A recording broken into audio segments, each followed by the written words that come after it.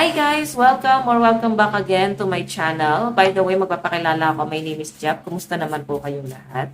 So yan guys, maraming salamat sa iyo. And kung ikaw ay interested sa ating mga reading, ayan, mag-subscribe ka na sa ating channel dito sa The Lovers and sa kabilang channel sa Jade Diaries. Okay. And i-click mo na rin yung ating notification bell para lagi kang updated sa ating mga bagong upload. And guys, ayan, sa mga interested sa ating private reading, message lang kayo sa akin or iwan ko yung link ng aking Facebook dyan po sa description box below. Sa mga interesado naman guys sa ating rituals, ayan, nagpahinga tayo ng matagal. Pero ibinabalik ko na ulit. Okay? So, ayan, sa mga gusto magpa-cord cutting, wishing candle, love binding, ayan, inquire lang kayo sa akin, guys. Okay? So, kung masyado na, guys, mabigat, baka kailangan mo na ng guidance or kailangan mo na ng tulong ko para i-heal na kita. So, wala to, guys, sa pilitan. Ayan. So, balik tayo, guys, sa ating reading. Tignan natin.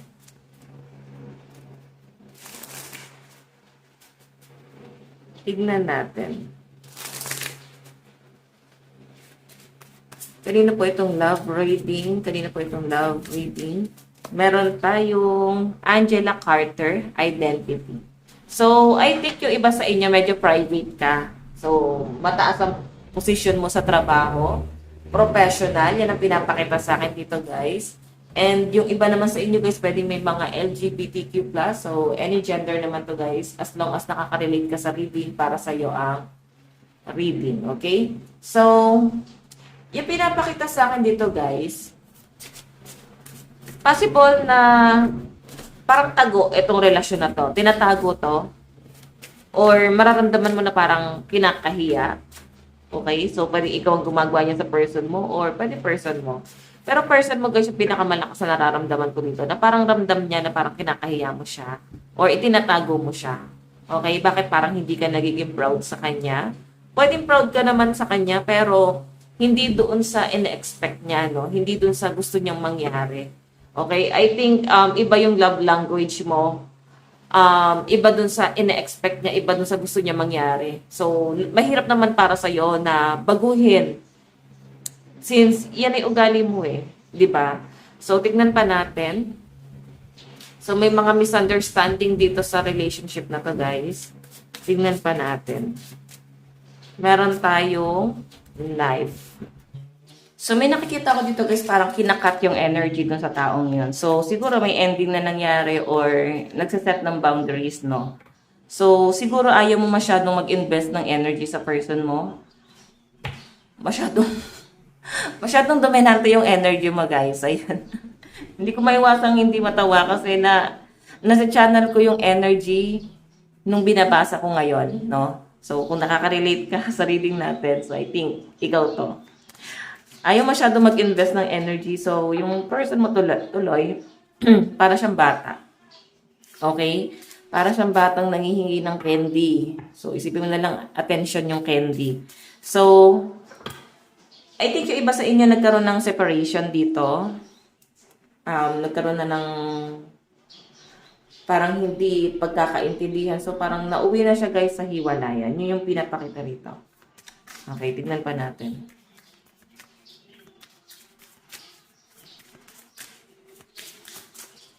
Kanina po itong love reading. So, guys, alam nyo, kasi itong identity na to, masyado kang private. Then, siguro nakikita mo na parang sa connection mo dito sa taong to, nawawalan ka ng delikadesa. O sabihin na natin siya, na parang pwede niyang sirain yung buhay mo eh. So, ikaw meron kang iniingatang pangalan, meron kang iniingatan na buhay, hindi lang din naman sa'yo. So, pwedeng maingat ka lang din kasi ayaw mong may masabi yung ibang tao. So, hindi naman parang hiya. Siguro ganun ka lang talaga, masyado kang pribado. And yun din yung parang hindi ka talaga totally kilala ng pamilya mo kasi masyado kang private, masyado kang tahimik. So, kahit problema mo, hindi mo masyadong sinishare sa ibang tao, kahit sa pamilya mo. So, mas madalas sinasarili mo. Okay, so tingnan natin. Love reading. Kanina po itong love reading. So, meron tayong loss. Ayan, no, nami-miss ka ng person mo. Lion, gusto niya makipag-ayos. Okay, pero alam niyo ba guys na emperor ang mga cat? Eto guys, gusto niya makipag-ayos, pero emperor ka eh. So, iniingatan mo talaga yung teritoryo mo. Teritoryo mo, parang ganyan. So, eto loss, nami-miss ka ng person mo. Feeling niya, may mga bagay na hindi ka sinasabi sa kanya. O pwede ikaw itong nakaka-feel na parang medyo sinungaling siya. So, ba't pa ako mag-i-invest ng energy sa taong yan kung sinungaling naman siya? Parang ganun yung nababasa ko sa inyo. So, yeah. Parang nakikita ng person mo ngayon kung ano yung mga bagay na nawala sa kanya. Lalo na at ganito yung pinapakita mo sa kanya. Parang feeling niya, nawala ka sa kanya. Malaki yung panghihinayan niya kasi hindi naman sa parang may mabe-benefits. I think kung ano yung pinapakita mo sa kanya, kung paano mo siya itrato, feeling niya malaking impact sa kanya na nawala yon. Okay? So, yeah. Parang miss na miss ka ng person mo. Ngayon, hindi niya alam kung saan siya kukuha ng energy, lakas ng loob. Dito. Tignan pa natin.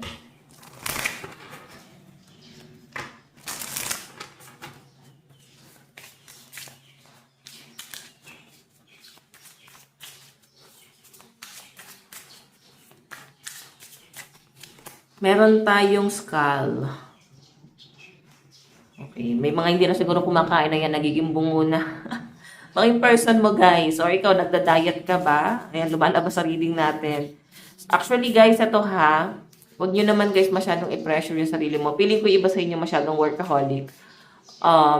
Masyado kayong nagpo-focus dun sa career and napapabayaan nyo na yung pagkain or napapabayaan nyo na yung health nyo. So, feeling mo malaking distraction sa inyo yung person mo. Okay, napapabayaan mo kung ano yung goal mo talaga, yung main goal mo talaga sa buhay. Dahil dito sa person mo na to. So, siguro kasi nakikita mo na parang, ay, itong person ko wala talaga siyang pangarap. So, ikaw meron kang iniingatang pangalan, then, nakaka-distract talaga siya sa inyo. And, parang iniisip mo, ano na lang sasabihin ng pamilya mo. Parang ganun. Usog ka lang to, guys. Yan. So, tingnan pa natin. Nakalimutan pala natin yung kandila natin, guys. Wait lang.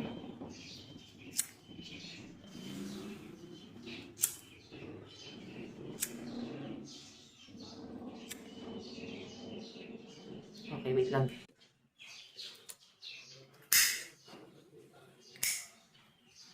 Okay.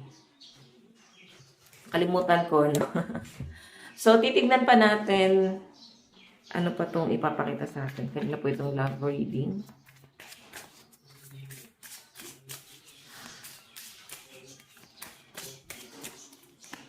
Meron tayong volcano. Sumabog na. So, nauwi na talaga siya guys sa ending. Nung una kasi parang nangangapa pa eh. Parang may chance pa talaga dito sa relasyon na to. Hanggang sa parang wala na talagang chance dito. Okay, nakikita ko yung parang hinayaan na. Kasi parang ito na yung kahinatnan. Wala nang magiging future pa dito.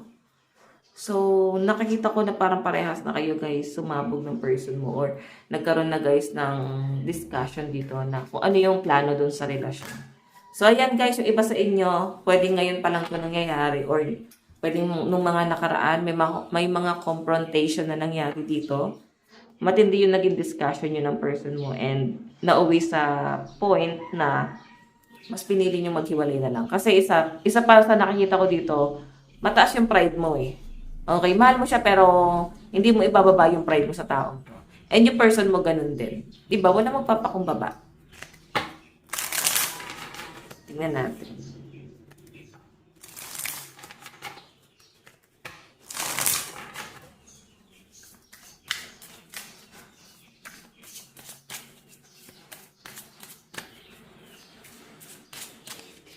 Tingnan natin. Kanina po itong love reading.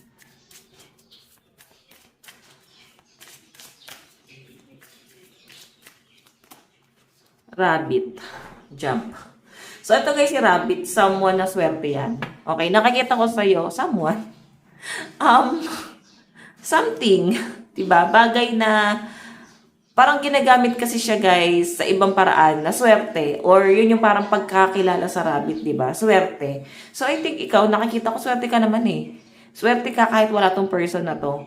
So, parang wala kang ipanghihinayang. Siguro yung ipanghihinayang mo na lang din dito is dahil yung ugali niya na pwedeng kaya mong kontrolin. Mabait naman siya pero makikinig naman siya. Yun nga lang guys, hindi mo na kayang kontrolin yung pagiging isip bata nito. Parang masyado pa siya matapang sa inyo.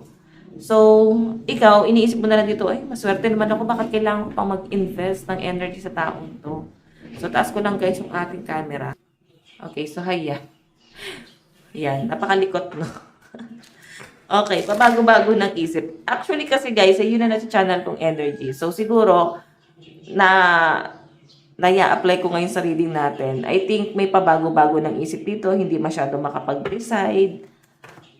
May nakikita ko rito guys na parang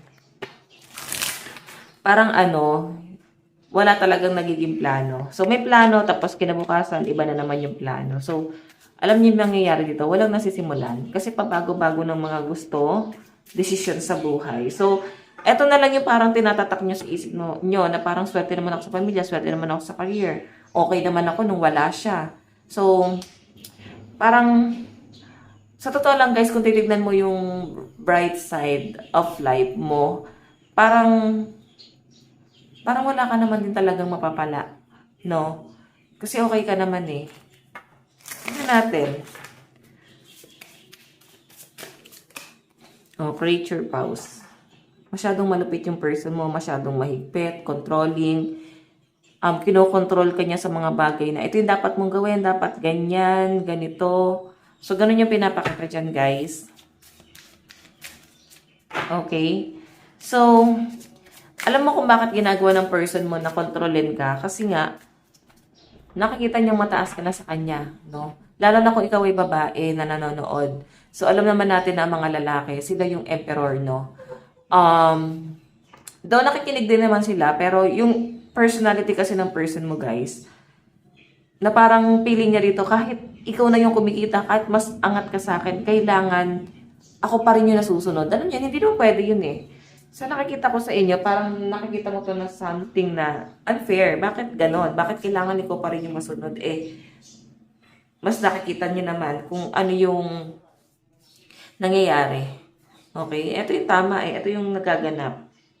So, I think pakinggan mo yung instinct mo na parang hindi mo kailangan magpakontrol sa kahit na kanino unless may mali ka nang nagagawa. So, tignan mo ha, okay lang kontrolin ka ng person mo kung mali na yung nagagawa mo. Pero kung ito naman guys ay nakakapagbigay ng kaligayahan sa inyo and wala ka namang natatapakang ibang tao, so ano yung panghihinayang mo dito? Diba? Tignan natin.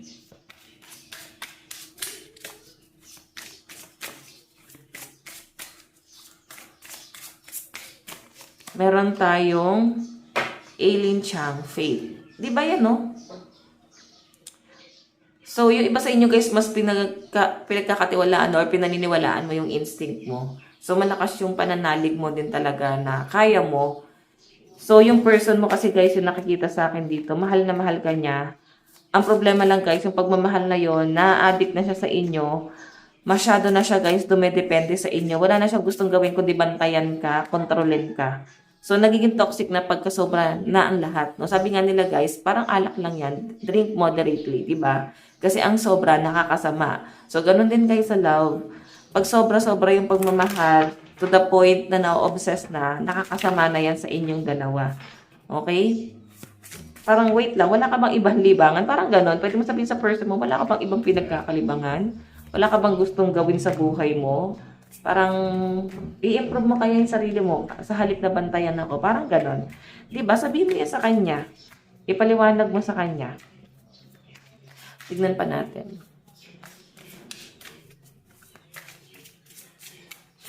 Meron tayong joy, harjo, bravery. So, nakikita ko matapang ka eh.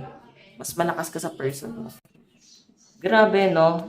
Alam nyo guys, nakikita ko dito, may paninindigan ka na talaga. Kaya mong panindigan yung mga sinasabi mo. Or kahit yung iniisip mo lang. Okay, so siguro kasi hindi ka pa ganun ka-attached dun sa person mo or pwedeng napagod ka, no? And I think naka-base ka rin talaga sa kung ano yung mapapala mo sa tao. So, okay din kung paano ka mag-isip, no? Kasi kung wala ka namang mapapala dito sa person mo, bakit ka magpipilit, no? Ba't mo ipipilit yung sarili mo, di ba? Tignan natin. Meron tayong history, Jamaica Kincaid. So, alam nyo guys, mapanumbat yung person mo, no? Dami niyang sinasabi sa inyo na eto yung nagawa niya, mahilig magbilang. Actually guys, pag nandun ka sa relationship, hindi mo kailangan isumbat lahat ng nagawa mo kasi ang tawag doon, obligasyon. Obligasyon mo yon bilang partner. So, yun ang sabi mo sa partner mo na obligasyon mong gawin yan bilang partner kita. Hindi para isumbat sa akin yung mga nagawa mo, hindi para sabihin sa akin na ganito yung ginawa mo. So, iba sa inyo guys na nakikita ko, hindi lang din yung partner mo yung problema. No? May nakikita ko dito sa mga kamag-anak. So, siguro may mga kamag-anak na masyado kang parang alam niyo, parang inuutakan ka. Yan yung pinapakita dyan. Parang mafe-feel mo yung panggagamit nila dito. Okay, tingnan natin.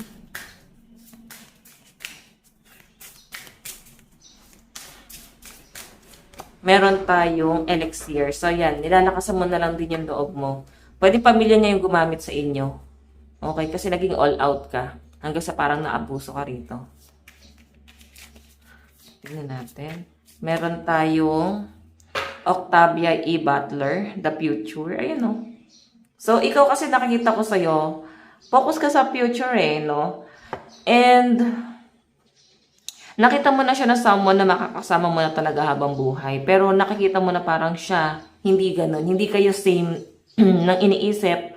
So, ikaw nakikita ko na nilalakasan mo yung loob mo since independent ka, no? Si person mo kasi sa nakikita ko rito, marami siyang pinipid sa inyo na mali. Ramdam mo na masyado kami na manipulate kasi yung mga panggagamit, guys. So, mapipil nyo rin guys na itong person na to, parang siya talaga yung nagloloko, no? Kung ikaw is parang sinasabihan niya na ikaw yung nagloloko, masyado siyang siloso, masyado siyang silosa. So, I think siya talaga yung gumagawa nun. Okay? Pwede kasi guys na nangyari na nahuli mo na, so takot siya sa sarili niyang multo, nandun na sa point na nagiging controlling siya, no? Sabi ko nga kanina, mahal na mahal ka ng person mo, pero masasakal ka sa sobrang pagmamahal na itong tao to. Okay? So, minsan kasi guys, hindi mo rin maintindihan mahal ka ba talaga? Kasi minsan, controlling siya, pero cold siya, no? Yun. So, titignan pa natin guys. Ang dami niya kasi guys sinasabi din sa inyo na parang sinasabi niya na ito yung plano niya. Yung mga plano naman na yun guys, parang hindi naman natutupad. So, yung person mo guys, parang may mga, I think temptation, no? May mga nakakasex siya na, alam mo yun, habang kayo, and nararamdaman mo, pero parang nabubulag ka, or nagbubulag-bulagan ka. Siguro kasi hindi ka na ganun ka-attached din sa person mo, so parang hinahayaan mo na siya. Parang bahala na siya kung yung gusto niyang gawin. Hindi ka na apektado, sa madaling sabi, no? Hindi ka na naapektuhan sa kung ano yung gusto niyang gawin sa buhay niya. So, tignan natin. Meron tayong milk. Ayan, no? Dami yan sinasabi na magaganda sa inyo, pero sa totoo lang, guys, hindi naman healthy, no? Kumbaga, hindi nakakatulong sa'yo. Siguro nakakatulong sa kanya, pero sa inyo hindi. Alam mo yung parang napaka-selfish ng person mo. Okay? Ikaw kasi nakapokus ka sa future. Siya naman nakapokus sa mga temptation niya, no? Like, ang dami niya pang gustong gawin. Ano ba to? Parang gusto niya marami nagmamahal sa kanya. Kulang sa pansin, kulang sa pagmamahal, sa aruga. Alam mo yon. So, meron tayong Audrey Lorde Justice. So, I think yun na lang din yung gusto mo. Hindi na para gawin pa sa kanya. So, parang sinasabi ito na bahala na sa universe sa kanya, bahala na kung ano yung mangyayari sa kanya. And I think hindi na para, alam mo yun, hindi na para isumpah pa tong taong to. Pili ko nga wala ka naman ng hinihiling na mapasama itong taong to. So, yun na nga lang din. Gusto mo na lang din na ibigay sa kanya yung tamang justice. Kagaya ng kung paano kanya pinahirapan doon sa relasyon. Okay? So, titignan natin ano yung nararamdaman ng person mo.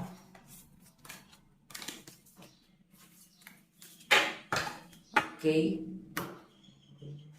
Nararamdaman ng person mo dito sa relationship na to.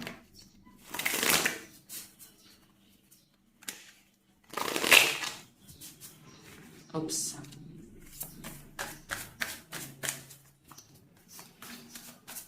Nararamdaman ni person sa'yo. Meron tayong 7 of Wands. Ayan, no? Alam mo na, stress na nga siya eh. Kasi ba't parang di na gumagana yung mga sinasabi niya sa inyo? Bakit parang di ka na-affected? Ganun niya tinitignan yung sitwasyon niyo ngayon. Problemado siya ngayon, no? 7 of Wands kasi guys, communication yan. So, meron siyang pinipilit, no? Meron siyang sinasabi sa inyo and masyadong hindi healthy yung mga sinasabi niya, guys. Pwedeng masasakit na salita pa yung nakukuha mo sa taong to. Alam mo, mapapaisip ko, ano bang sense? Bakit kailangan mo pa makipagtalo? Bakit kailangan pa itong sabihin sa akin? Mga ganon. So, feeling ko kasi dyan, guys, yung person mo, ano siya eh, parang takot siyang maiwan mo. Yun. Takot siyang iwan mo. Diba? 10 of Wands, so. Hindi niya alam yung future ng wala ka eh. Tignan natin ano yung tingin niya sa'yo. Alam mo yung takot siyang maiwan ng mga babae niya, ng mga lalaki niya. Hindi lang ikaw eh. Kasi sabi ko nga kanina guys, ang daming temptation sa paligid ng person mo. Okay, ano naman yung tingin ni person sa'yo ngayon? 3 of Wands, alam mo ito, bakit parang hindi ka na nagdadalawang isip sa kung ano yung gusto mo mangyari? Parang mas pinipili mo yung kapayapaan para sa'yo. So, nakikita ka niya na someone na pinipili mo na yung sarili mo. Kaya medyo frustrated yung person mo eh. Kasi hindi na gumagana yung mga paawa niya, pabiktim niya, pagmamanipulate niya. So, naubos ka na para unawain pa tong taong to. Okay? So, yun yung nakikita niya sa'yo, someone na may paninindigan na. Tignan pa natin. Ayan no. Noong una kasi nagkakaroon ka pa ng hesitation. Actually, ngayon, nag-aalangan ka pa rin naman, pero mas pinapakita mong kaya mo na. Diba? Tignan natin.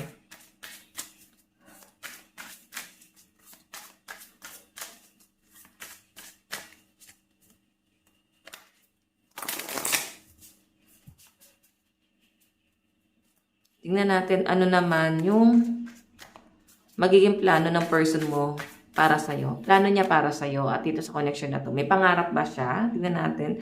Hindi niya alam. Kasi 2 of Cups, oh. Partnership to eh. So, nakadepende sa'yo kung ano yung gusto niyang gawin sa buhay niya. Nakadepende pa rin talaga siya sa inyo kung ano yung magiging future niya. So, ibig sabihin, ikaw pa rin yung kukumpas, no? Para sa future niya. So, piling ko kasi dito guys, siya mismo hindi niya nakikita kung ano yung para sa kanya, ano yung makakabuti sa kanya. So, dependent yung person mo sa'yo. Yan yung nakikita ko dyan. Ano yung plano? Ipaglalaban ka niya, ipipilit niya talaga yung sarili niya sa buhay mo. And, makikita mo parang masyado siya nang gugulo.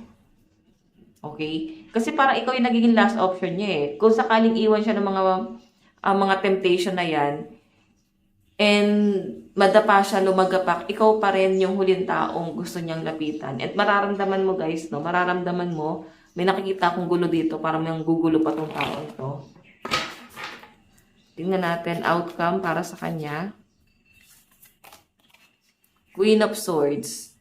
Siguro marirealize niya rin, magiging mature din to pag kalaunan. No, magmamature din to na may isip niya na parang, wait, naging tanga pala ako noon. Kailangan pala mag-focus pa rin pala ako sa future ko, sa pera ko, sana buhay ko. So, siguro kung hindi mo na siya babalikan talaga, guys, marirealize niya yan lahat. Okay? Magkakaroon to ng matinding realization sa buhay niya. Zodiac sign sa side ni person. Taurus. Meron tayong Capricorn, Leo, Pisces.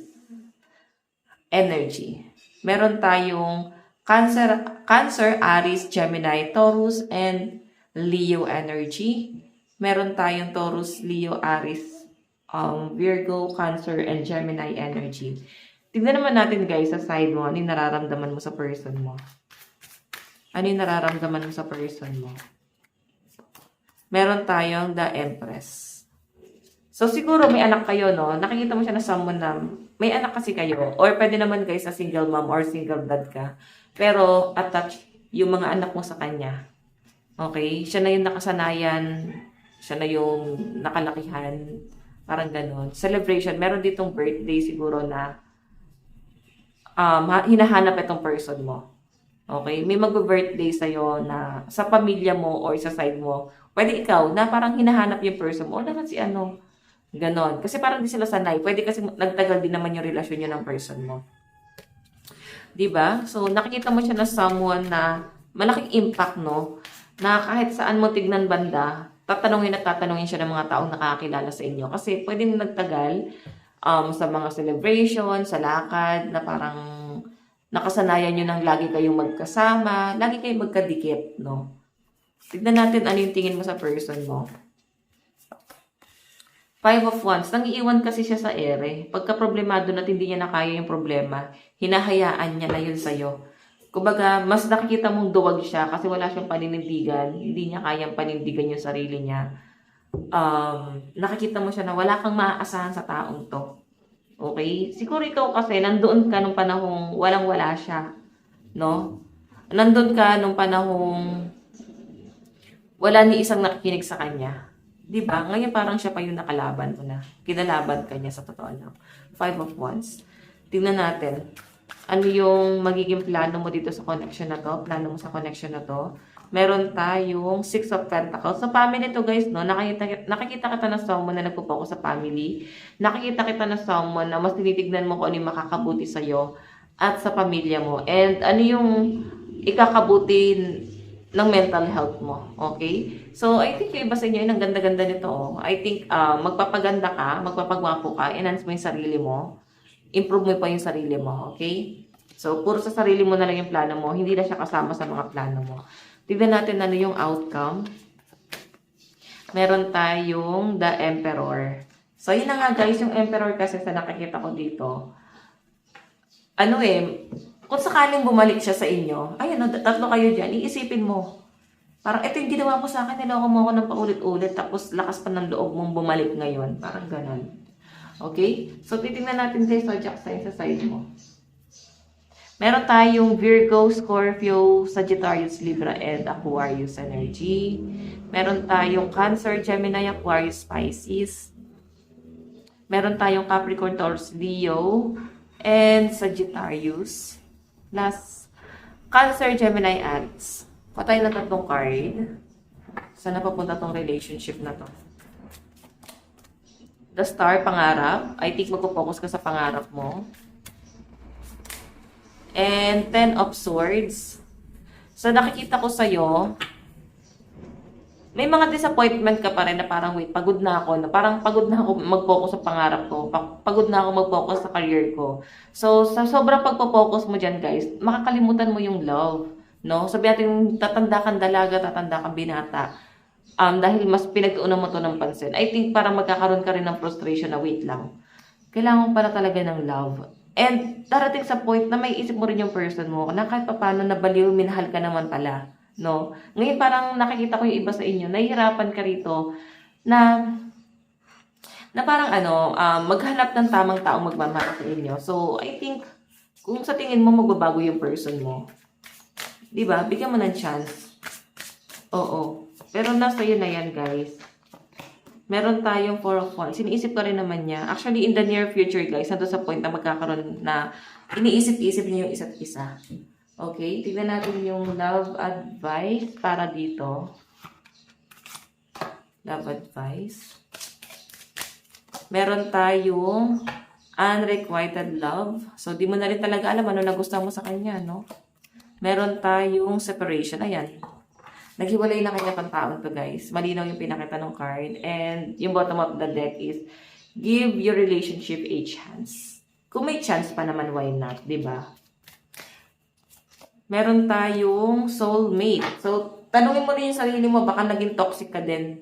Diba? Kagaya nga ng pinakita sa akin kanina, na lang person mo na parang kinakahiya mo siya. Diba? So, tignan natin.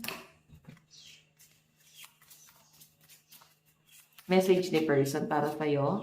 I miss you but I don't have time right now. Magpapaka-busy. Meron tayong you are the light at the end of my tunnel. So, nung panahong walang-wala na talaga siya, no, ikaw yung naging liwanag sa dilim. Meron tayong I've been fighting a battle I can't win. So, yun na nga guys, feeling niya kasi hindi na siya nanalo o hindi ka na niya kayang ipanalo pa.